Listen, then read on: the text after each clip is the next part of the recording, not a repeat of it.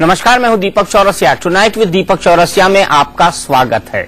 जब नीतीश कुमार और बीजेपी की दोस्ती गाढ़ी हो रही थी, तब तक बीजेपी नेता शत्रुघ्न सिन्हा को नीतीश का बखान फूटी आंख नहीं सुहाता था। अब नीतीश कुमार बीजेपी के कट्टर शत्रु बन चुके हैं, तो वही शत्रुघ्न सिन्हा आज नीतीश की तारीफ के तराने सुना रहे हैं। बिहार के बदले हालात में पाला बदलने के संकेत अकेले सिर्फ और सिर्फ शत्रुघ्न सिन्हा नहीं दे रहे हैं। बीजेपी और जेडीयू के कई नेताओं ने अपनी अपनी पार्टियों की लाइन के खिलाफ बोलना शुरू कर दिया है।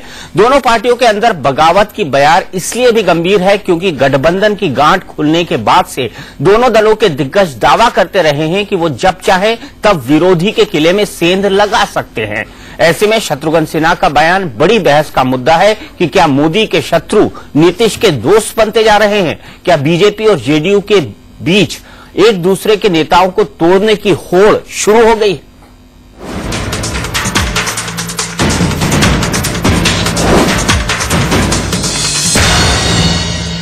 बड़े भाई की तरह आदर करते हैं और मैं भी उनसे प्रेम है। छोटे भाई की तरह उनको समझता हूँ। पार्टियों का रास्ता अलग हो जाता है तो व्यक्तिगत रूप से दूसरे के बारे में क्या हमेशा ही बात करनी चाहिए।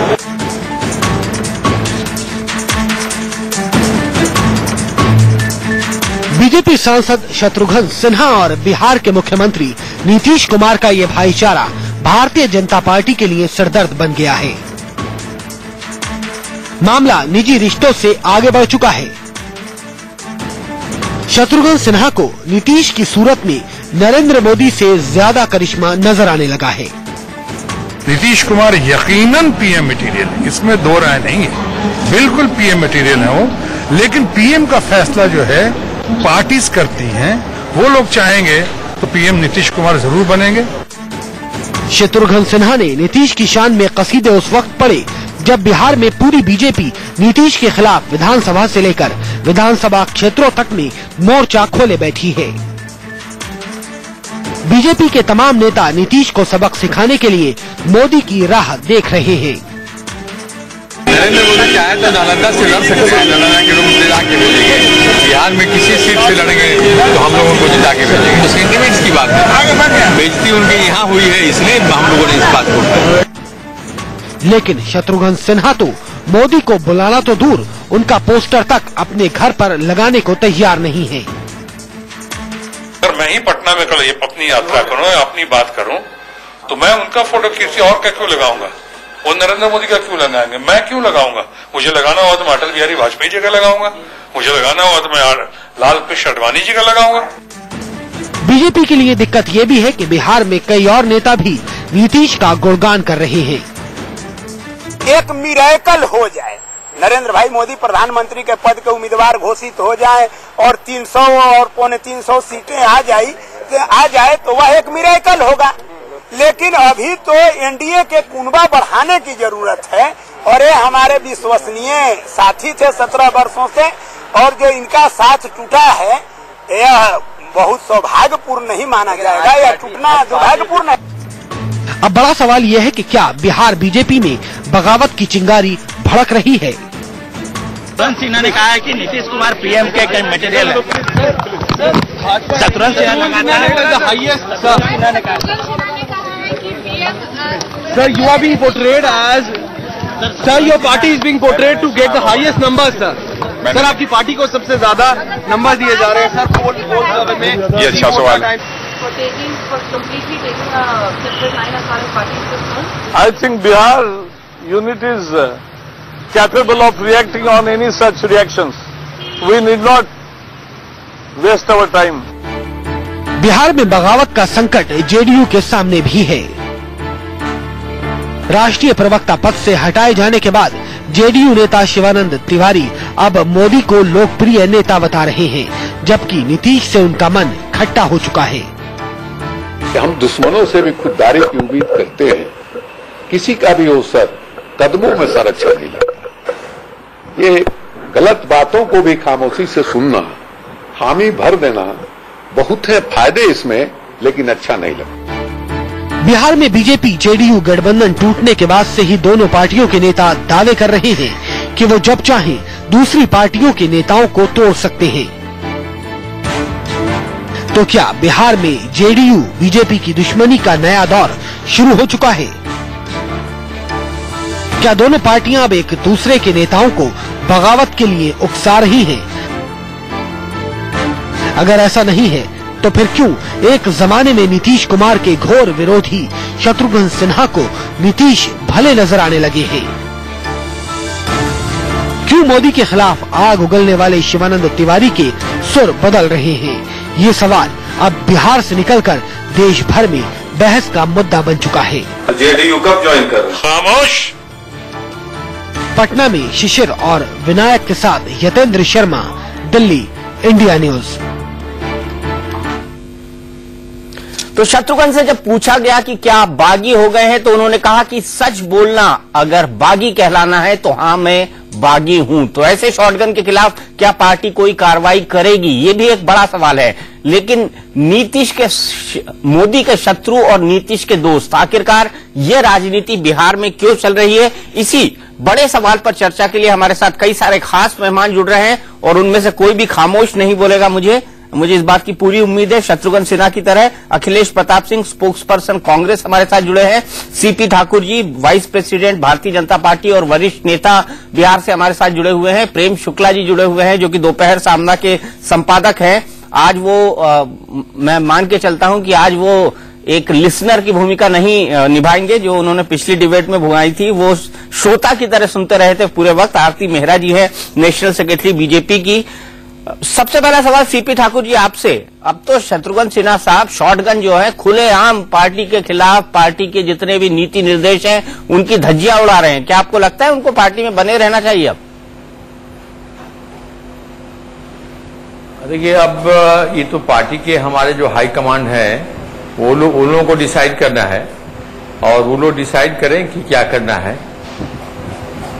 आप भी तो पार्टी की हाईकमान में शामिल है सर, आप भी तो पार्टी के वाइस प्रेसिडेंट है, सीनियर वाइस प्रेसिडेंट।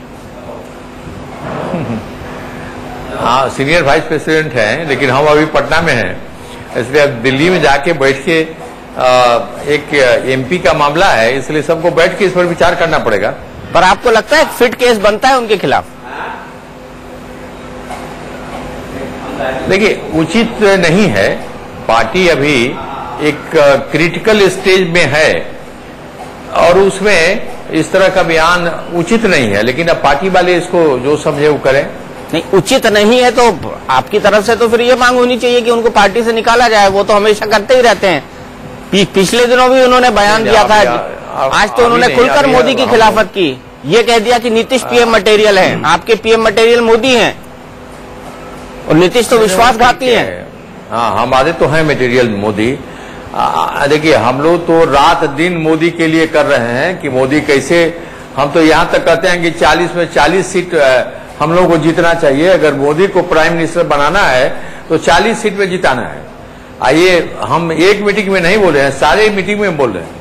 नहीं, लेकिन बिहारी बाबू तो कुछ और बोल रहे हैं ना, मोदी को जिताने के लिए लगे हुए। बिहार में थोड़ी बहुत बिहारी बाबू की तो चलती है। छोड़िए ना, उनसे हमसे मतलब नहीं, अब नहीं चलती है नहीं चलती है उस पर अभी हम कमेंट नहीं करेंगे। लेकिन हम लोग तो बिहार में यही चाह रहे हैं कि 40 में 40 सीट नरेंद्र मोदी जीते। चलिए, आपको नहीं लगता कि शत्रुघ्न सिन्हा पे अनुशासनहीनता का मामला बनता है और सीनियर वाइस प्रेसिडेंट के तौर पर आपको ये बात पार्टी हाईकमान के सामने उठानी चाहिए, और आप उठाएंगे क्या? उठानी तो सुनिए, आजकल के युग में मीडिया, आप लोगों ने मीडिया को इंस्टेंट मीडिया कर दिया है, तो जो पार्टी हाई कमांड है वो भी सुन रहे होंगे, और जो भी ये लोग, जब हिंदुस्तान भर सुन रहा है तो पार्टी हाई कमांड भी सुन रहे हैं, इसलिए उनको हमको कहने की जरूरत नहीं है। सारे लोग बहुत ही जानकार लोग हैं, बहुत पुराने लोग हैं और इस तरह की बात को डील कर चुके हैं, पहले भी हैंडल किए हैं, तो इसलिए उन लोगों पर छोड़ दीजिए, उनको सोचने दीजिए उन लोगों को। आप ये नहीं कहेंगे बिहारी बाबू हद कर दी आपने? अब वो हम मेरा इतना ही कहेंगे कि जो बयान है वो उचित नहीं है। नहीं, इससे तो पार्टी का नुकसान हो रहा है डॉक्टर सीपी ठाकुर जी, बड़ा नुकसान हो रहा है, और आप जैसे कार्यकर्ताओं ने पार्टी खड़ी की है। जी जी जी, तो ठीक है। जी वो तो ठीक है, नुकसान हो रहा है, तो इसीलिए तो मैं कह रहा हूं कि उचित नहीं है। उचित नहीं उचित का दायरा इतना बड़ा है, उसमें सब कुछ आ जाता है। उचित नहीं है, लेकिन आप ये नहीं कहेंगे कार्रवाई हो जाए। सीधे चलता हूं अखिलेश प्रताप सिंह जी के पास। नीतीश कुमार पीएम मटेरियल है अखिलेश जी? ये मैं नहीं कह रहा हूं, ये बीजेपी के एक वरिष्ठ के पूर्व केंद्रीय मंत्री कह रहे हैं।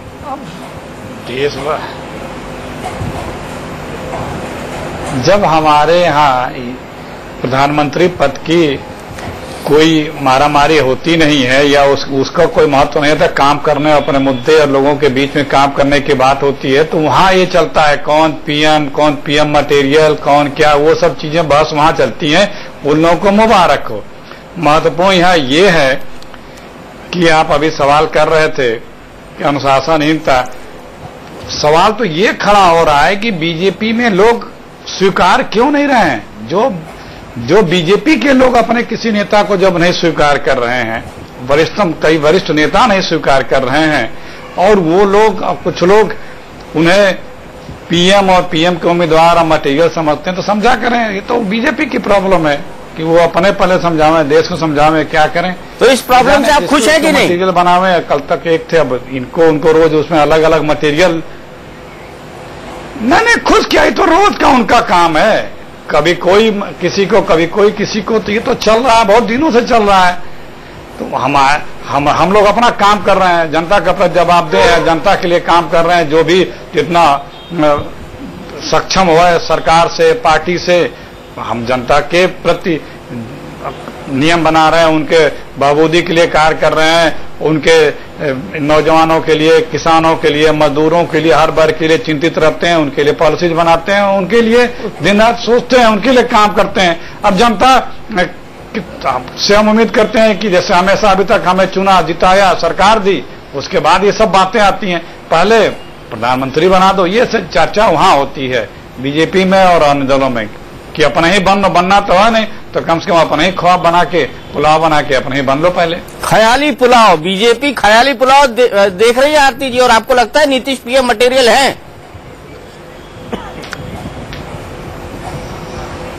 दीपक जी, शत्रुघ्न सिन्हा जी ने जो कहा है ये इनकी अपनी पर्सनल ओपिनियन हो सकती है। मेरी पार्टी में हम संगठन से जुड़े हुए लोग हैं और एक पार्लियामेंट्री बोर्ड होता है, वो पार्लियामेंट्री बोर्ड अपने आप पीएम का डिसाइड करेगा। आज मोदी जी हमारे कैंपेन कमेटी के हेड है नेशनल लेवल पे, उनकी पॉपुलैरिटी जैसी है वो हम नहीं बोल रहे, वो सारे मीडिया चैनल बोल रहे, और अभी लेटेस्ट जो सर्वेज आए हैं मीडिया के द्वारा कराए गए, मैं भारतीय जनता पार्टी के सर्वेज की नहीं बात कर रही हूँ, तो वो आए हैं। लेकिन प्रधानमंत्री कौन बनेगा, हमारे तो लालकृष्ण आडवाणी जी भी बहुत इस पोस्ट के लिए, प्रधानमंत्री पद के लिए बहुत सक्षम है, मोदी जी भी बहुत सक्षम है, और भी बहुत नेता हैं जो सक्षम है।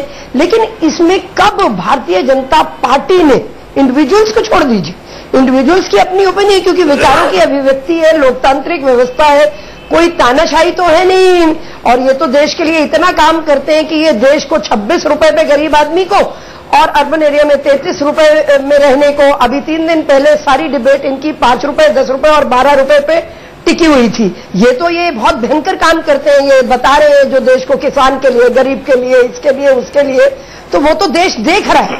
आज सवाल ये है कि जो मुद्दा आपने उठाया, तो मुझे ऐसा लगता है कि इंडिविजुअल्स को भी अपनी राइट जगह पे बोलना चाहिए। वो शत्रुघ्न भी हमारी पार्टी के सम्मानीय नेता हैं, और जो पार्टी की अपनी एक व्यवस्था है उसमें वो उनसे बात करेंगे। लेकिन इंडिविजुअल्स को बोलने पे जैसे तानाशाही जैसा रवैया कांग्रेस में है कि जिसने एक बार सोनिया और राहुल के खिलाफ बोल दिया, या जो उनकी कोटरी के लोग हैं, तो वो तो फिर उनका तो फ्यूचर ही खत्म हो जाता है। नहीं आरती जी, मैं आपको याद दिला दूं, व्यवस्थाएं, राजनाथ सिंह जी ने एज ए पार्टी प्रेसिडेंट सभी नेताओं को यह सलाह दी है, और उन्होंने कहा था ये मेरी अंतिम सलाह है उन तमाम लोगों को जो पीएम पद पर आगे आकर मीडिया को राय देते हैं। उसके बाद से शत्रुघ्न सिन्हा जी ने तो कभी सुना ही नहीं, वो तो लगातार राय देते ही जा रहे हैं। तो ये तो अपने अध्यक्ष की जो स्टेटमेंट है, जो बयान है, अध्यक्ष जी का, पार्टी निर्देश था उनका, ये निर्देश था। बकायदा प्रेस कॉन्फ्रेंस करके बोला था राजनाथ सिंह जी ने। तो क्या ये अनुशासनहीनता नहीं है? तो पार्टी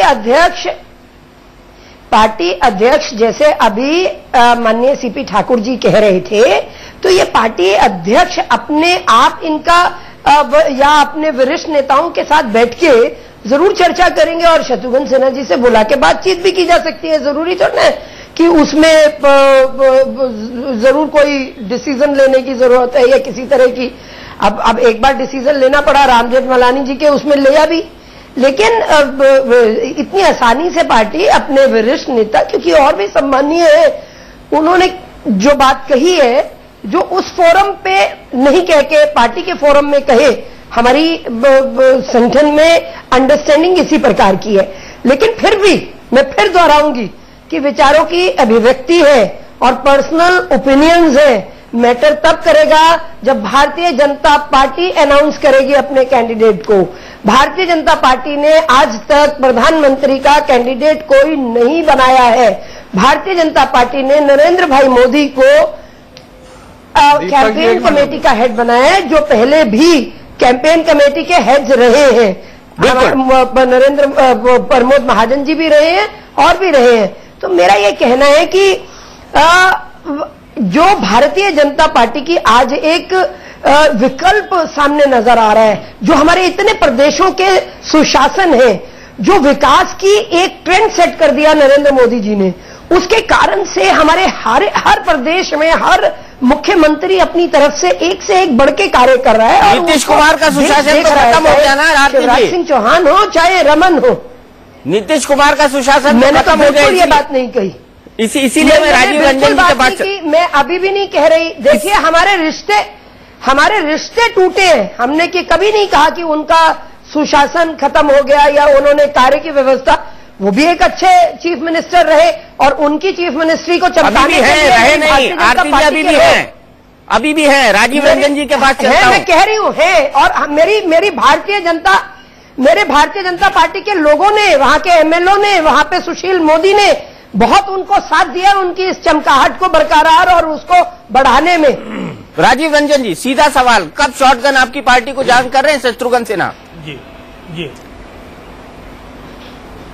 देखिए, शत्रुघ्न सिन्हा जैसे लोग किसी भी राजनीतिक दल के लिए एसेट हो सकते हैं। तो मतलब आप स्वागत कर रहे हैं जनता दल यूनाइटेड में? वर्तमान स्वरूप जो आज बना है भारतीय जनता पार्टी के वर्तमान, राजीव रंजन जी जवाब दीजिए ना, जो एक आप स्वागत करते हैं शत्रुघ्न सिन्हा अगर जेडीयू ज्वाइन करते हैं तो?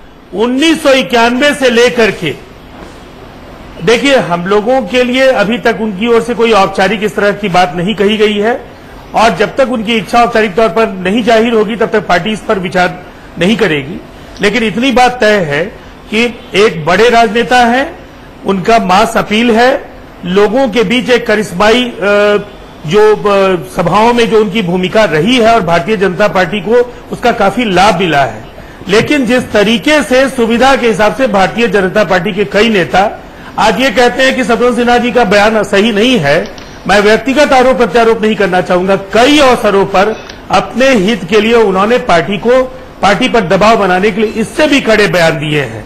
और भारतीय जनता पार्टी पूरी तरह से ज्वालामुखी के मुहाने पर खड़ी पार्टी है, व्यापक असंतोष है। और जिस तरह से नरेंद्र मोदी के केंद्रीय पटल पर उभार के बाद भारतीय जनता पार्टी के अंदर बिखराव की जो स्थितियां बन रही हैं, मैं ये कहना चाहूंगा कि पार्टी के अंदर असंतोष है, गठबंधन टूटा है, और देश में जो सांप्रदायिक विद्वेष फैलाने की जो कोशिशें हैं, उन कोशिशों को जनता भी पहचान रही है। और कहीं न कहीं ये भय है उनके जनप्रतिनिधियों के अंदर कि इस तरह के विभाजक व्यक्तित्व की अगुवाई में अगर हम निर्वाचन क्षेत्र में जाएंगे तो जनता उनको खारिज कर देगी। और ये भय जो है वो उनको बाध्य कर रहा है। भारतीय जनता पार्टी के अंदर जो बदलाव हुआ है, जो उनके रणनीति में, उनके कार्यक्रमों में जो बदलाव दिख रहा है, जिस तरह से विवादित मुद्दों को लेकर के अलग अलग मंचों से देश में एक विषाक्त वातावरण बनाने की कोशिशें हो रही हैं। कोई नेता जाता है 370 के सवाल पर बोलता है, कोई मंदिर के सवाल पर बोलता है। मुझे ऐसा लगता है कि हम लोगों ने बिल्कुल सही फैसला किया था इस गठबंधन से अपना रिश्ता तोड़ लेने के लिए, इसलिए कि इस पाप में भागीदार बनना हमारे जैसे सेक्युलर पार्टी के लोगों के लिए मुनासिब नहीं था। और आज जो परिस्थितियां हैं, ये शत्रुघ्न सिन्हा जी अकेले उदाहरण नहीं है। आपने यशवंत सिन्हा जी की भी बात सुनी है, राम जेठमलानी को इन्होंने दल के बाहर किया। लंबी फहरिस्त है। आज बिहार में बीजेपी के पार्टी के प्रवक्ता के खिलाफ कार्रवाई हुई है। मुझे लगता है इसको समझना होगा और पार्टी के अंदरूनी मसले में हमारा हस्तक्षेप करने का कोई इरादा इसलिए नहीं है कि अब हम गठबंधन में भी साथ नहीं है, लेकिन अपने असंतोष को वो पहचाने और दूसरों पर आरोप लगाने के बजाय उन्हें झांकना चाहिए अपने गिरेबान में कि इसकी वजह अगर वो है तो कैसे इसको ठीक कर सकते हैं। गिरेबान में जेडीयू को भी झांकना चाहिए। क्यों झांकना चाहिए वो मैं आगे बताऊंगा, क्योंकि आपकी राष्ट्रीय प्रवक्ता को भी मोदी अच्छे लगने लगे, आपके पूर्व राष्ट्रीय प्रवक्ता शिवानंद तिवारी को। लेकिन यहाँ मैं प्रेम शुक्ला जी के साथ सामने आऊंगा। प्रेम शुक्ला जी, आपका शिवानंद जी ने अपनी पूरी बात रख दी है। वो बयान को तोड़ा मरोड़ा गया था, उन्होंने अपनी पूरी बात रखी है। और मैं जानता हूं शिवानंद तिवारी जी को भी नरेंद्र मोदी जी की राजनीति के खिलाफ और जो भारतीय जनता पार्टी में उनका कद जिस तरह से जबरदस्ती बढ़ाने की कोशिशें हुई, शिवानंद तिवारी जी ने हर मौके पर पार्टी के मोदीकरण के खिलाफ अपनी बात रखी है और इसलिए उनके बयान को तोड़ा मरोड़ा गया है। ये उनकी राय नहीं है, उनकी राय नहीं है। चलिए आप कह रहे हैं, लेकिन उनकी राय क्या है वो भी हम आपको सुनाएंगे। प्रेम शुक्ला जी, एक तो आप ज्वालामुखी के साथ आपने गठबंधन किया है, क्या आप चंद्रमुखी हैं? जी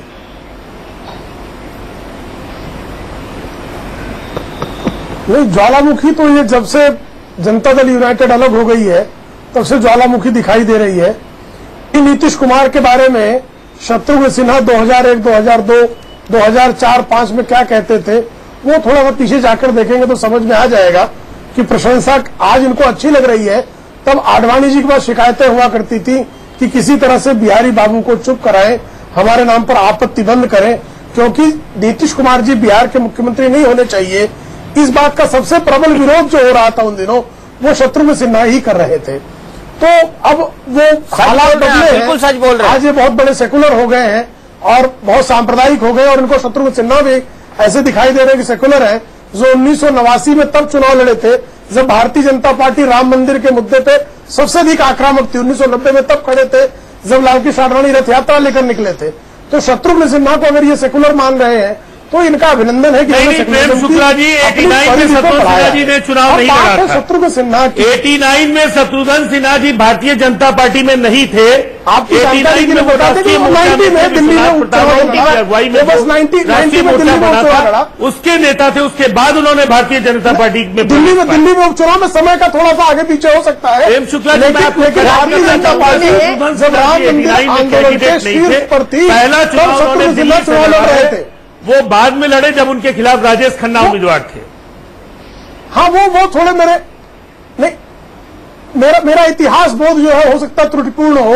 आप राजनीति नहीं है, त्रुटिपूर्ण नहीं है, लेकिन जब भी त्रुटिपूर्ण नहीं है तब राम मंदिर जो है बिल्कुल त्रुटिपूर्ण नहीं है। पहले दिन से वो बीजेपी के अंदर हैं और ये बात वो कई बार बोलते हैं, उठाते हैं कि मैंने उस वक्त पर एक अपोजिशन पार्टी ज्वाइन करी जब कोई अभिनेता सोच भी नहीं सकता था। उनको समर्थन देते रहे हैं। हाँ तब से साथ है, इसलिए अगर उनको इन्होंने मान लिया है तो पहले इनका अभिनंदन किया जाना चाहिए। शत्रुघ्न सिन्हा जी इनके समर्थक रहे हैं और 89 में उन्होंने भारतीय जनता पार्टी के लिए भी प्रचार किया था, जनता दल के लिए भी प्रचार किया था। आडवाणी जी भी समर्थक थे, मोदी जी भी तो समर्थक थे। कई मंचों पर आपकी जानकारी के लिए बता दें, जयप्रकाश जी के आंदोलन के समर्थक नरेंद्र मोदी भी थे। में उन्होंने सुशील मोदी जी के खिलाफ मेरे लिए प्रचार किया था। ये मेरा अपना अनुभव है जो मैं आपको बता रहा हूँ। 1990 में शत्रुघ्न सिन्हा जी ने मेरे लिए नरेंद्र मोदी जी 1975 में ये सुशील मोदी जी के खिलाफ आंदोलन में शामिल थे। समय 89 में चुनाव लड़ने का सवाल नहीं, सवाल का जवाब दीजिए ना राजीव रंजन जी। भाजपा में आए हैं। नरेंद्र मोदी भी तो जेपी आंदोलन के समर्थक थे। क्या बाकायदा अंडरग्राउंड हुए थे वो इमरजेंसी के दौरान। आपको उनको भी आप नरेंद्र मोदी जी के दीपक चौरसिया जी नरेंद्र मोदी जी के खिलाफ 2002 के बाद वो स्थितियां पैदा हुई हैं जब राज्य प्रायोजित हिंसा के आरोप नरेंद्र मोदी जी पर लगे, जब फेक एनकाउंटर्स के आरोप लगे, राज्य के द्वारा लोगों को आरोप लगा। उनके शासनकाल में दुनिया में बिहार में दंगा के सवाल पर उसके बाद 2002 के बाद की स्थितियां हैं। उसके पहले जो कार्यक्रम जवाब दें आप। 2002 के पहले किसी 1979 में जमशेदपुर में दंगा हुआ था। कर्पूरी ठाकुर जो है नीतीश कुमार जी के गुरु और उस जयप्रकाश नारायण जी के आंदोलन के सबसे बड़े चेहरे बिहार के, उनके शासनकाल में जब जमशेदपुर में दंगा हुआ, उसमें जनता पार्टी के एक विधायक दीनानाथ पांडे, उनकी संलिप्तता पाई गई, तब आपने कर्पूरी ठाकुर को क्यों सांप्रदायिक नहीं माना? ये नरेंद्र मोदी को आप सांप्रदायिक मान रहे हैं तो जवाब दीजिए राजीव रंजन जी। प्रेम शुक्ला जी, दीनानाथ पांडे जी, सुनिए नहीं, दीपक चौरसिया जी, तथ्यों को तोड़ने मरोड़े में प्रेम शुक्ला जी आज कुछ ज्यादा साबित करने की कोशिश में गलतियों पर गलतियां दोहरा रहे हैं। जनता पार्टी के विधायक को मैं कोई तथ्य नहीं मरोड़ तोड़ रहा हूँ। बड़े नेता जनता पार्टी के विधायक के दीनानाथ पांडे, मेरी बात भी तो सुन लीजिए, केवल आपकी बात आपने 1975 में जनसंख्या विलय हो चुका था। प्रेम शुक्ला विधायक दल में शामिल थे। दीनानाथ पांडे जी जनसंघ के जनता पार्टी के एक कई घटक थे, उसमें जनसंघ ने भी जनता पार्टी के साथ जब विलय किया था, उस जनसंघ के वो बड़े नेता थे। दीनानाथ पांडे जी आरएसएस के भी प्रचारक थे, और ये आप अगर नहीं जानते तो इसको करेक्ट कर लीजिए। दीनानाथ पांडे जी या इस तरह के सवालों पर आपने कर्पूरी जी तक पहुंचा दिया। मैं जानता हूं, लेकिन जनता पार्टी के विधायक थे। कर्पूरी ठाकुर को मुख्यमंत्री चुनने के लिए और उनका वोट दिया था विधायक दल में। सामाजिक सद्भाव और सामाजिक न्याय के अगुआ नेता के तौर पर कर्पूरी ठाकुर जी की छवि है, और आप 1982 जो 2002 से आप उनके जमाने में दंगे हुए कि नहीं? बिहार में जमशेदपुर में दंगा हुआ कि नहीं? बहस अलग से कीजिए। और यदि आपके राज्य में दंगा ही आरती जी, राजीव रंजन जी ने अपना जवाब दे दिया। मेरा भी उनसे एक सवाल है, लेकिन आरती जी बहुत देर से कुछ कहना चाह रही है। आरती जी। दीपक जी, आज ये सारे सवाल उठने शुरू हो गए। मैं राजीव रंजन जी से पूछना चाहूंगी, अभी जब दोबारा पहली बार नीतीश जी चीफ मिनिस्टर बने और हमारे गठबंधन से बने, दूसरी बार बने, तो अगर आप पोल परसेंटेज में देखेंगे तो आप पाएंगे कि भारतीय जनता पार्टी की परफॉर्मेंस डेफिनेटली बेटर थी। आज इनको अगर आप देखें, नीतीश जी के आपके चैनल ने नीतीश जी और मोदी जी के गले मिलते हुए सारे 2002 के बाद के सारे उनके चित्र दिखाए हैं। ये तो जब नीतीश जी को एक दो मीडिया वालों ने ये कह दिया कि आप भी प्रधानमंत्री के कैंडिडेट हो सकते हैं, उस दिन वो वन मैन अपशिप में आ गए कि भाई मैं अपने आप को बेहतर साबित करने के लिए, उस दिन से उन्होंने स्टैंड लेने शुरू कर दिए अपने।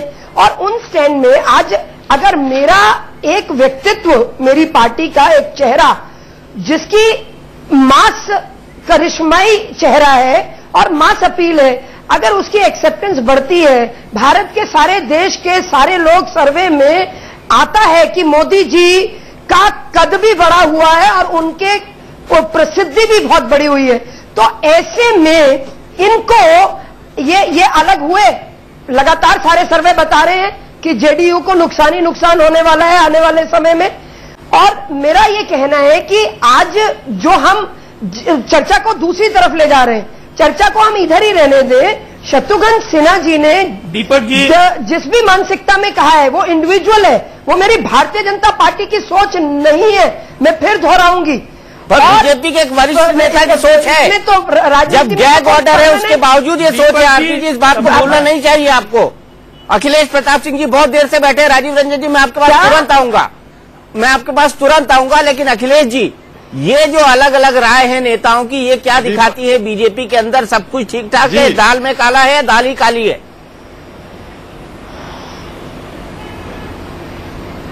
देखिए, ये तो इनके पार्टी का अंदरूनी मामला, लेकिन जो बातें यहाँ पे आई हैं अंदरूनी मामले में आप भी तो हंस दीजिए। मैं आपका ध्यान उधर आकर्षित करना चाहता हूँ।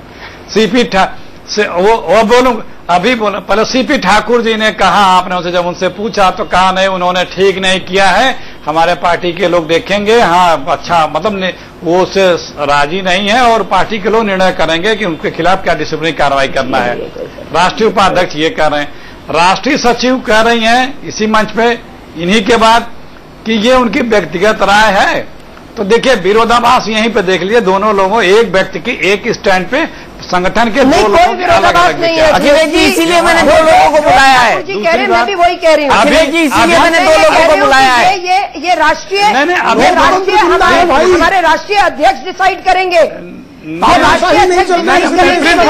प्लीज देखिए आरती जी, मैं बोला नहीं, तानाशाही नहीं है, प्लीज तानाशाही नहीं है आपके, प्लीज बोलने दें। प्लीज आरती देखिए, नहीं मैं अभी गिना रहा हूं, मैं यही इसी भाषण में कहा आप लोगों को गिना रहा हूं, इसी में कहा। और अभी कहा गया कि आरती जी ने कहा कि हमारे यहाँ प्रधानमंत्री का चयन पार्लियामेंट्री बोर्ड करता है। अभी कल ही जेटली जी ने एक सभा में आप लोगों के क्या कहा, किसको प्रधानमंत्री डिक्लेयर किया, उन्होंने ओपनली नाम लेके कहा। राष्ट्रीय अध्यक्ष जिसके बारे में कहा जाता है कि उन्होंने मना किया कि इस पे न बोलें, उन्होंने अमेरिका में क्या कहा, उन्होंने तो भी प्रधानमंत्री बताया, इन्होंने भी प्रधानमंत्री बताया। विरोधाभासों का जिक्र मैं कर रहा हूं। एक व्यक्ति जिनका नाम मोदी जी है, वो पार्टी पे वर्चस्व उनका है, आडवाणी जी चिट्ठी लिखते हैं फिर वापस हो जाती है। पार्टी के बहुत से लोग, ठीक है वो बन जरूर गए, लेकिन उन्हें दिल से यह स्वीकार नहीं कर रहे हैं और उसके विरुद्ध बोल भी रहे हैं। तो ये प्रॉब्लम बीजेपी के अंदर की है, हम इसमें क्या कर सकते हैं, ये जाने, इनका काम जाने। अरे आप मजे तो ले सकते हैं। अभी जो चीजें उभर के सामने आ रही हैं, मेरा ये काम नहीं है राजनीति। डर लगता है कि उनके यहाँ शुरू न हो जाए, राजनीति करते हैं, उनके यहाँ ज्यादा घातक स्थिति है, उनका अपना मुबारक है। वो उसके बाद वो आप मनाते रहिए, प्रसन्न रहिए इसी में। 10 साल बीत गया, अभी 10, 15, 20 साल और बीतेंगे। अब बीजेपी तो रोज यही करती है कि चुनाव बस कल होने वाले हैं। रोज हर 10 दिन पे बीजेपी में ये कहा जाता है कि बहुत जल्दी चुनाव होने वाले हैं, 6 महीने बाद चुनाव हो जाएंगे। 9 साल हो गए, इसी तरह कहते इन लोग का भी 15 साल और लगेंगे। चुनाव तो होंगे, लेकिन इन लोगों का नंबर आने नहीं है। इसी में लोगों को, अपने कार्यकर्ताओं को भरमाते रहते हैं। कोई उपलब्धि है नहीं, कोई कार्य योजना है नहीं। पब्लिक अब जानने लगी है कि जिस गुजरात के विकास मॉडल का ये लोग हवा बना रहे थे, वहां भी सब आंकड़े इनके खिलाफ जा रहे हैं, वो भी सब पब्लिक के सामने आने लगा। तो अब वो जब सामने आने लगा तो अब बोलना कम कर दिए हैं, अब दिख कम। अरे अखिलेश जी, नरेंद्र मोदी उत्तर प्रदेश आ रहे हैं, झूठे वादों का। नरेंद्र मोदी उत्तर प्रदेश आ रहे हैं, थोड़ा याद रखिए, ख्याल रखिए। अरे आए ना, किसने बोला है? बनारस उत्तराखंड का मॉडल लेके जाने वाले हैं। नहीं, जहां चाहे आए, देश सबका है, किसने रोका है? अरे किसने रोका है? आए, सबका ये देश है। आपकी 22 सीटें तो कम रह जाएंगी फिर। किसी ने थोड़ी ना है। तो ये हिंदुस्तान है, हिंदुस्तान। अरे पहले भी सब लोग बोल रहे थे कि 5 ही आएंगी, 22 आ गए, जबकि हम 15 लड़े ही नहीं थे 80 में। तो वो अपना देखें, कहाँ इनको कैंडिडेट कहाँ मिलेंगे, कहाँ कैंडिडेट है। पहले देखिए, ये हमारे लिए प्रॉब्लम नहीं है, ये बीजेपी के लिए खुद प्रॉब्लम है। बीजेपी अपनी प्रॉब्लम झेल रही है। चलिए, बीजेपी के लिए प्रॉब्लम है। ये सीपी ठाकुर जी से भी यही सवाल पूछता हूँ, और बीजेपी के लिए प्रॉब्लम है क्या? डॉक्टर सीपी ठाकुर, क्या आपको नहीं लगता कि मोदी बीजेपी के लिए एक प्रॉब्लम बन गए हैं? पहले नीतीश कुमार ने छोड़ा, अब शत्रुघ्न सिन्हा उल्टी बात कह रहे हैं, आप शॉटगन के खिलाफ कोई कार्रवाई कर नहीं पा रहे हैं। अरे सुनिए, अरे हमको करने दीजिए, आपने कह दिया, नहीं हमको करने दीजिए। अब बीजेपी के लिए मोदी कोई प्रॉब्लम नहीं है। और अभी जो देश की स्थिति है उस पर भी तो विचारिए, जो उसकी आर्थिक स्थिति खराब है, सामरिक स्थिति खराब है, नेबर से रिलेशन खराब है। तो आप ऐसे वक्त में हर लोगों की पसंद है नरेंद्र मोदी। युवक चाहता है नरेंद्र मोदी को, अति पिछड़ा चाहता है नरेंद्र मोदी को, पिछड़ा चाहता है नरेंद्र मोदी को, अगड़ा चाहता है नरेंद्र मोदी को। और सारे जगह से आवाज उठ रही है कि अगर देश को बचाना है तो नरेंद्र मोदी को प्रधानमंत्री बनाना है। इसलिए अरे लेकिन बिहारी बाबू कह रहे हैं, बिहारी बाबू आपके पटना से सांसद कि मोदी पीएम के लिए नहीं, नीतीश पीएम के लिए ज्यादा फिट है। नहीं, वो ठीक है। अरे सारा देश, सुनिए, अरे सारा देश कह रहा है तो एक हम क्या कहेंगे, उसे क्या होगा? सारा देश कह रहा है कि उनको प्रधानमंत्री होना है। शॉटगन ऐसा क्यों बोल रहे हैं? आवश्यकता है नरेंद्र मोदी अभी प्रधानमंत्री होना। फिर शॉटगन ऐसा क्यों बोल रहे हैं ठाकुर साहब? बोलेंगे तो मैंने पहले ही कह दिया कि जिस पर विचार होगा, नहीं कोई पर विचार होगा। दीपक जी बीच में बोल रहे हैं, क्षमा करिएगा, सारा देश कह रहा है ये इसका थर्मामीटर क्या है? जी नहीं, थर्मामीटर तो वो सर्वे को बताएंगे, लेकिन सीपी ठाकुर जी सब जगह, हम तो सब जगह घूम रहे हैं, सारे जगह जा रहे हैं। डॉक्टर सीपी ठाकुर, क्या कार्रवाई होगी शत्रुघ्न सिन्हा के खिलाफ, ये तो बता दीजिए। अनुशासनहीनता का मामला बनता है उन पर। 15 लोग, वो तो देखिए उसमें बीजेपी में कोई कार्रवाई किसी के ऊपर होती है, सब लोग बैठता है, विचार करता है, उसके बाद कार्रवाई होती है। ये तो जनतांत्रिक पार्टी है, इसमें सब डेमोक्रेटिक वे में सबका डिसीजन होता है। मैं कुछ कहूंगा उससे नहीं होगा और दूसरे कहेंगे उससे भी नहीं होगा। सब लोग बैठेंगे और उसमें विचार होगा। लेकिन ये आप मानते हैं ना, अनुशासनहीनता करी है उन्होंने राजनाथ सिंह जी के ये कहने के बाद कि प्रधानमंत्री पर कोई बयान ना दे। वो बार बार कह रहे हैं कि नीतीश कुमार फिट है। नहीं, प्रधानमंत्री नहीं, वो तो ठीक है, तो इस पर विचार होगा। मैंने तो कहा कि है ना, हमारे माननीय अध्यक्ष जी हैं, बहुत ही एक्टिव है, बहुत ही समझदार हैं, बहुत एक्सपीरियंस है, वो भी करेंगे, इस पर विचार करेंगे। मतलब अनुशासनहीनता करी है उन्होंने, लेकिन नहीं वो मैं अभी नहीं कर रहा हूँ, उचित नहीं है। मैंने आप खुद नहीं बोल पा रहे हैं डॉक्टर सीपी ठाकुर जी, आप राष्ट्रीय उपाध्यक्ष हैं, नहीं है। पार्टी का क्या होगा ऐसे में? आप अपने एमपी को नहीं संभाल पा रहे हैं, देश की जनता को कैसे संभालेंगे? कहा कि उचित नहीं है। नहीं, संभालने वाले की बात नहीं है, और संभालेंगे हम लोग, बैठ के इस पर डिसाइड करेंगे, जो सबकी राय होगी वही होगा। मैं पहले से कह रहा हूं कि डेमोक्रेटिक पार्टी है, एक व्यक्ति की पार्टी नहीं है, एक परिवार की पार्टी नहीं है, ये जो है सो पूरे देश के चुने हुए लोगों की पार्टी है, देश के चुने हुए लोगों की पार्टी। और राजीव रंजन जी, आप ऐसी पार्टी से अलग हो गए, आप आरती जी के जवाब में कुछ कहना चाहते थे उस वक्त? देखिए, सबसे पहली बात यह, आरती जी ने जो बातें कही, बिहार में जो देश के हुए सर्वेक्षणों के आधार पर उन्होंने लोकप्रियता का जो पैमाना तय किया है, अलग अलग सर्वेक्षणों में अलग अलग बातें आई हैं। और एक बात बिल्कुल स्पष्ट है कि देश के तमाम सर्वेक्षण बताते हैं कि नरेंद्र मोदी को केंद्रीय पटल पर लाए जाने के बाद भी एनडीए बहुत कन्विंसिंग विक्ट्री दर्ज करती हुई नहीं दिखती है। और यूपीए के इतने खस्ताहाल प्रदर्शन के बाद भी और यूपीए और एनडीए के बीच का फासला बहुत ज्यादा नहीं है, जबकि आने वाले समय में यूपीए को कई ऐसे पार्टनर्स मिल सकते हैं जो सेक्युलरिज्म के नाम पर उसके साथ जुड़ जाएंगे। ये मुझे लगता है कि भारतीय जनता पार्टी के साथ नरेंद्र मोदी के नाम ने विकल्प काफी सीमित किए हैं।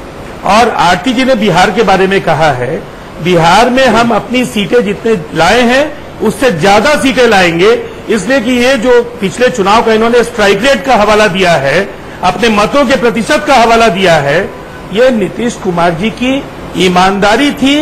गठबंधन में उन्होंने पूरी पारदर्शिता के साथ दोनों दलों के उम्मीदवारों के लिए प्रचार किया, और जो विकास मॉडल नीतीश कुमार जी की अगुवाई में बिहार का था, उसने जनता को प्रेरित किया कि उनके नाम पर जो वोट मिल सकता है, बिहार के दोनों दलों के उम्मीदवारों को उसका लाभ मिले।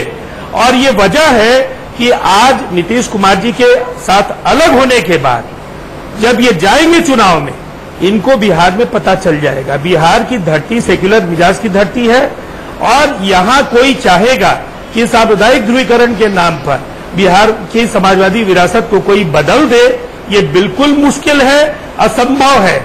और भारतीय जनता पार्टी 20 सीटों का नुकसान अगर नीतीश कुमार जी के अलग हटने से सीधा दिखता है, भरपाई किन राज्यों में कर पाएंगे? आज भी दक्षिण में, त्रिपुरा में, आज बंगाल में देश के ऐसे 200 सीटें हैं, भारतीय जनता पार्टी के पास न कोई प्रभावी साझेदार है और न उनका अपना कोई संगठन है जिसके बल पर वो उम्मीदवार खड़ा कर सके।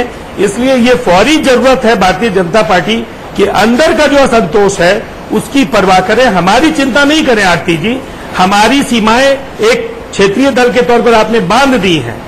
देश का चुनाव बड़े दो गठबंधनों के बीच होना है, और बगैर चुनाव लड़े आप चुनाव की लड़ाई से बाहर हो चुके हैं, और जाने अनजाने में आपने वॉकओवर दे दिया है अपने प्रतिस्पर्धी को। चलिए, ये आपका ये वाला बयान मैं कई बार सुन चुका हूं, लेकिन आरती जी, एक ब्रेकिंग न्यूज आ रही है, और वो ब्रेकिंग न्यूज ये कह रही है कि नरेंद्र मोदी ने कांग्रेस पर हमला तेज कर दिया है। नरेंद्र मोदी ने आंध्र प्रदेश के सभी लोगों को एक चिट्ठी लिखी है, और चिट्ठी में कहा है कि 9 साल जो देरी करी है अलग तेलंगाना बनाने में, उसके लिए वो जनता से माफी मांगे। तो अखिलेश प्रताप सिंह जी, माफी मांगेगी कांग्रेस? 9 साल की देरी 2004 के आपके घोषणा पत्र में था आप तेलंगाना बताएंगे, लेकिन 2013 में बना रहे हैं आप।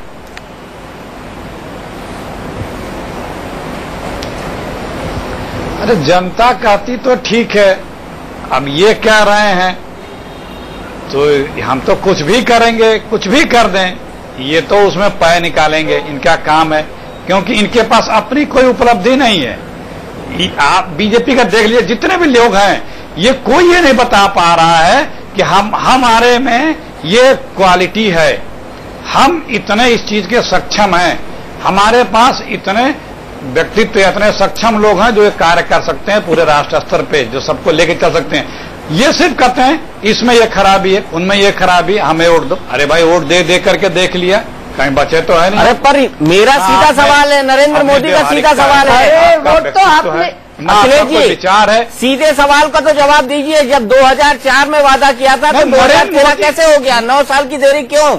अरे ऐसे दीपक जी माहिर है अखिलेश जी घुमाने को। जवाब देना है उसको, वहां की जनता को, वहां की जनता को हम जवाब देंगे। मोदी जी को नहीं दीजिए ना, आपको नेशनल टेलीविजन पर अखिलेश जी जवाब दीजिए। क्या कारण था? आंध्र प्रदेश की जनता भी ये प्रोग्राम देख रही है। Deepak ji food security bill वहाँ सिर्फ कांग्रेस वोट की राजनीति खेलती है और उसके बाद पहले हम जो कार्य कर रहे हैं वो कार्य अंत में आके जनता का जवाब जो भी। सर एक एक करके अखिलेश जी जवाब तो दे दीजिए, 9 साल की देरी क्यों? ये फूड सिक्योरिटी छोड़ दीजिए, फूड सिक्योरिटी का भूल जाइए। अभी आरसीबी ने क्या किया? अभी तो जो काम पे लगे हैं वो ये जवाब तो दीजिए, 9 साल की देरी क्यों? सुनिए, मैं अभी बता रहा हूँ, उसका भी बता रहा हूँ। अभी जो कार्य हो रहा है उस कार्य को पूर्ण संपादित हो जाने दीजिए, उसका भी जवाब दिया जाएगा जल्दी। अभी तो 9 साल की देरी क्यों? तेजी से हो रही है, इसे संपादित तो होने दीजिए, हो जाने दीजिए, उसका जवाब देने के। अरे कोई इसका जवाब नहीं जरूरी है कि मैं जवाब देने के लिए खड़ा जो है क्या वो? नहीं इसका जवाब नहीं है ना कांग्रेस नहीं। आप 9 साल के पत्र में था, जनता का जवाब 9 साल लगे, जवाब दो, उसका इनको कोई जवाब नहीं देना। आप जो कहिए हमारे पास, हम लोग भी जनता ही, हमारा सिटीजन भी कैंसिल नहीं हुआ है। आंध्र के जनता के सबको जवाब दे हैं, सबको जवाब देंगे। अभी इतनी का फांसीवादी तरह नहीं है, समय, स्थान, भाषा, शब्दावली हम नहीं तय करेंगे, हम नहीं तय करेंगे। अरे वो देख लिया है, देश वाले इतने पावरफुल नहीं हुए, धक्का मुक्की हमारी नागरिकता लोकतंत्र बताते हो आप, जिसकी बात करते हो, जिसकी बात आप कर रहे हो, जिसकी बात कर रहे हो, उसने तो वो पिद्दी भर की चीजों के लिए आप लोग यहाँ क्या क्या होता है। देश में 20 साल नागरिकता लेने का भी मुस्ती को आप लोकतंत्र बिल ध्यान में आया करो, शर्म। आप प्रजा चिल्लाए जा रहे हो, ये तो कृपया प्रजा के सवाल का जवाब तो देते जाओ। ये हम देंगे जवाब में। आप परेशान क्यों हैं? क्योंकि आप हिल गए हैं, आप हिल गए हैं। हम परेशान नहीं, जवाब चाहते हैं। आप लोग के पैर एक नागरिक होने की हैसियत से, होने की हैसियत से आप जनता के लिए ही जनतंत्र, यही आप दावा करते हैं। महाराष्ट्र में जरा जवाब दें। महाराष्ट्र में 15 साल से, अरे हमको पता है कि आप सत्ता पर काले धन के माध्यम से पड़े हैं, सत्ता पे आने में आप बड़े कामयाब रहे हैं, हम उससे इंकार नहीं कर रहे। आप जिसको, लेकिन आपने हमारे हिस्से का जो लूटा है, नहीं उसी के बारे में बात नहीं करते हैं, कहते हमारा अधिकारी खत्म है। पहले हम वहाँ के जो अरे जो पात्रों की को दे आए आप, बोलना उसका जवाब दें। और जरा तेलंगाना को जो गोलवर्कर का वर्कर जवाब दें। मैं गोलवर्कर का वर्कर नहीं हूँ भाई, लड़ता नहीं हूँ। नहीं, हमको पता है आप कांग्रेसी है। पहले बात कर लीजिए, हमको पता है आप कांग्रेसी है, पात्रों के वर्कर है। पहले मुंडे जी से हमको पता है आप अफजल गुरु के वर्कर है। पहले मुंडे, हमको पता है आप कसाब मुंडे जी से, आप पहले मुंडे जी से बात कर लीजिए, आप पहले मुंडे जी से बात कर लीजिए, फिर काले धन की बात करिएगा। उसके बाद साहब आप तेलंगाना का जवाब दें, बाकी हम सबसे बात कर लेंगे। महाराष्ट्र में ही ये देखिए, अरे आपको कौन है, आप कौन है, हम जवाब दें आपको, क्या है आप? हमको पता है जवाब दें,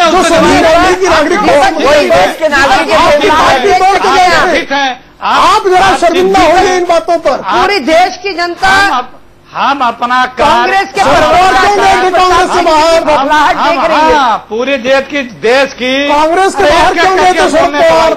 आप लोग तो परेशान हो गए, अभी से आप लोग परेशान हो गए, इतनी बुरी तरह हताशा में आप लोग, डिप्रेशन में अभी इसी मंच पे आ जा रहे हैं। बहुत मजे में है, लेकिन जवाब नहीं दे रहे। जनता हमको बार बार सरकार दे रही है, आप बेफिक्र रहे हो। आप बेफिक्र रहिए। अच्छा, आप जवाब नहीं दे रहे इसीलिए सरकार बन रही है आपकी बार बार। और भी देगी, चिंता ना करें। अखिलेश जी, आप जवाब नहीं दे रहे इसीलिए आपकी सरकार बन रही है बार बार। हाँ, इसीलिए दे रही है क्योंकि अभी आपको उतारे दे रही, चिंता ना करें। नहीं, ऐसा नहीं। हम जनता को जो हमें सरकार दे रहा है दीपक जी, जो हमें सत्ता में बिठाता है, जो हमें वोट देता है, वो हमारा बादशाह है। हम उसे जवाबदेह हैं, हम उसे जवाब देते हैं। हम उसके लिए कार्य करते हैं, सेवा भाव से। उसको लूट लो, इनकी नीति है। हम उसके रग रग की जर्रे जर्रे के लिए प्रतिबद्ध हैं। उस हिंदुस्तान की जनता सारा धन लूट। मैं भी एक वोटर हूँ, अखिलेश जी मुझे जवाब दीजिए। अखिलेश जी, मैं भी एक वोटर हूँ, मैं भी एक वोटर हूँ। बाबा बन के चुप रहे। अरे अखिलेश जी, मैं भी एक वोटर हूँ, मुझे तो जवाब दे दीजिए। एक महंगाई बढ़ाते रहे, फिर बादशाह तो मैं हुआ ना। महंगाई बढ़ाते रहे, इन्होंने देश को लूटा। बादशाह तो मैं हुआ ना। इतने बड़े बड़े घोटाले। ये लोग तो डिप्रेशन पहली में बार केंद्र के मंत्री जेलों में गए। मैं भी एक वोटर हूँ, मुझे तो जवाब दे दीजिए। तेलंगाना बनने में 9 साल क्यों लग गए?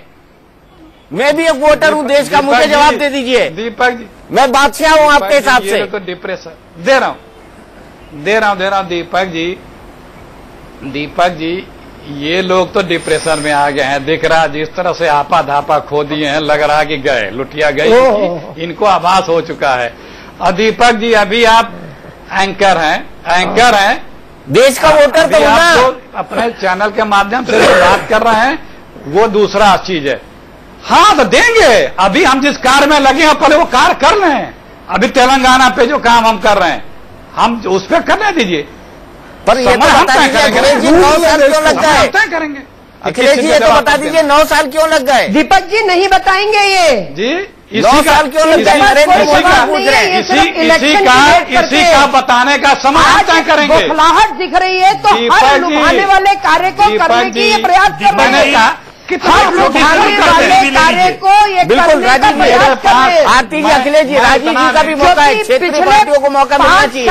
दीपक जी, राजीव रंजन जी की प्रतिक्रिया, उसके बाद में फिर आऊंगा, जवाब नहीं दे रहे हैं। ये लोग लड़ते हैं। भारतीय जनता पार्टी, दीपक भारतीय जनता पार्टी आने वाले चुनाव में दीपक जी, इसका जवाब हम तय करेंगे कि कब देना है। सहयोगी शिवसेना राजीव रंजन जी को तो सुन ले, इन्होंने एक वो आपके पक्ष में ही बोल रहे हैं। प्रताप और अफजल गुरु का समर्थक बताया। मुझे लगता है इस तरह के शब्दावली के जरिए जो राजनीतिक निहितार्थ ये साधना चाहते हैं, ये जो विद्रूप चेहरा राजनीति का है कि आपके साथ नहीं है, आप कहीं मुझे लगता है ऐसे शब्दों नहीं, ऐसे शब्दों को आप लाइव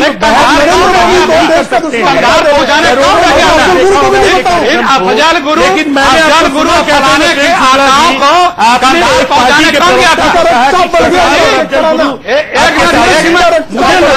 मुझे तो नहीं कहा। राजीव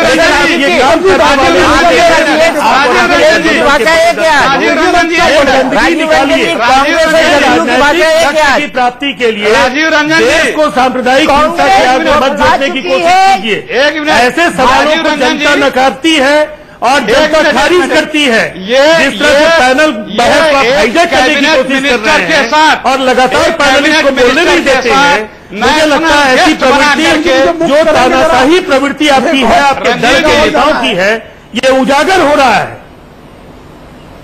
राजीव जी, ये तानाशाह नहीं है। जॉर्ज फर्नांडिस को घर बैठा दिया था नीतीश कुमार ने। इनके नाम लिए हैं आदरणीय, ये बड़े लोकतंत्रवादी हो गए। एक मिनट संपादक जी, तो एक मिनट शुक्ला जी, दीपक जी, जिसके नाम इन्होंने लिए हैं, ये शुक्ला जी ने इनके आकाओं को राष्ट्रीय गश्त बना करके इस देश के कैबिनेट मिनिस्टर कंधार कौन पहुंचाने गए थे? ये देश का जवाब देंगे। ये बर्थडे मनाया जा रहा था उस दिन जब हेलीकॉप्टर चुनाव हुआ और वोट दिया, जवाब दिया लोगों को। प्रधानमंत्री कार्यालय आप नहीं दे रहे, वही तो बड़ा सवाल है। लेकिन नहीं, छोड़े, क्या जवाब देंगे? आज रोज ये बहस अनंत काल तक चल सकती है। 26/11 आजादी में मैं आप सबसे कहूंगा, ये बहस अनंत काल तक चल सकती है। मेरे सवालों का जवाब नहीं मिले हैं। हाथ मिलाने वाले इनके प्रधानमंत्री देश के अंग्रेजों से हाथ मिलाने वाले इन्होंने आज तक कोई जवाब नहीं दिया। जो अंग्रेजों से साथ मिला के, अच्छा, चलते चलते मैं कमेंट कर दूं, महंगाई बढ़ाने का आप सब घर जाके गाना सुनिएगा बढ़ाने का जो खिलाफ क्या बोले? कभी अखिलेश प्रताप जी डूब चुके हैं आप, सिर्फ अब आप मन लुभाने वाले ऐसे देख रहे हैं कि कहां से वोट बैंक आ सकता है, इसलिए आखिरी साल में आप बिल ला रहे हैं और उनको पास कराने की ये दिखा रहा है कि आप कैसे घबराए हुए हैं। अच्छा, मैं यही पे रोकता हूँ, मैं यही पे रोकता हूँ, लेकिन मेरे दर्शक जरूर ये गाना गा रहे होंगे, अभी ना जाओ छोड़ के, दिल अभी भरा नहीं। क्या आप कैसे घबरा, मेरे दर्शक ये गाना सब पैनलिस्ट से कहूंगा जरूर गा रहे होंगे कि अभी ना जाओ छोड़ के कि दिल अभी भरा नहीं। खैर, हमारी ये बहस जारी रहेगी, लगातार जारी रहेगी और जल्दी आप सब लोगों की फिर मुलाकात होगी इसी चैनल पर। खबरों का सिलसिला लगातार जारी है, देखते रहिए इंडिया न्यूज।